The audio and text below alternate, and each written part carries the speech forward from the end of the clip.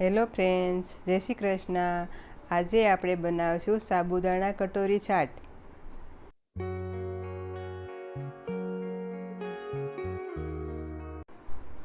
સાબુદાણા કટોરી ચાટ બનાવવા માટે મેં અહીંયા એક બાઉલમાં 1 વાટકી સાબુદાણા, 1 બાફેલું બટાકું, અડધી વાટકી સિંગદાણા કરસ કરેલા લીધા છે અને અડધી વાટકી બ્રેડનો પાવડર,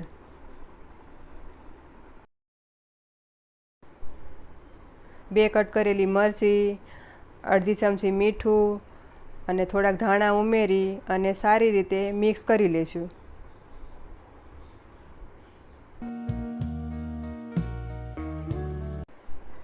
કટોરી બનાવવા માટે મેં અહીંયા 1 વાટકી લીધી છે। તૈયાર કરેલા મસાલાને વાટકીની પાછળ સારી રીતે લગાવી લઈશું। કટોરી ફ્રાય કરવા માટે મેં અહીંયા કડાઈમાં તેલ ગરમ કરી લીધું છે। કટોરીને આપણે મીડિયમ ગેસ પર ગોલ્ડન બ્રાઉન થાય ત્યાં સુધી સારી રીતે ફ્રાય કરી લઈશું।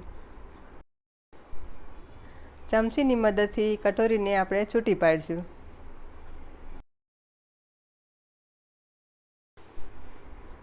કટોરી આપણી ગોલ્ડન બ્રાઉન થઈ ગઈ છે તો ઝારાની મદદથી આપણે અહીંયા કાઢી લઈશું।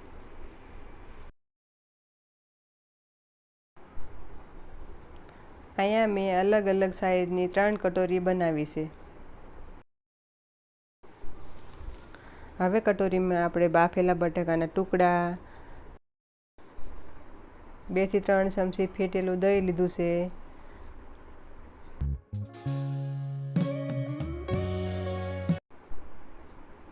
2 થી 3 ચમચી ગ્રીન ચટણી, 2 થી 3 ચમચી આંબલીની મીઠી ચટણી, થોડા દાડમના દાણા લીધા છે, થોડી ઉપરથી સેવ નાખશું, થોડા ધાણા પણ ઉપરથી એડ કરી દઈશું। આપણી કટોરી ચાટ તૈયાર છે। તમે પણ ઘરે જરૂર ટ્રાય કરજો, બધાને ખૂબ જ ભાવશે।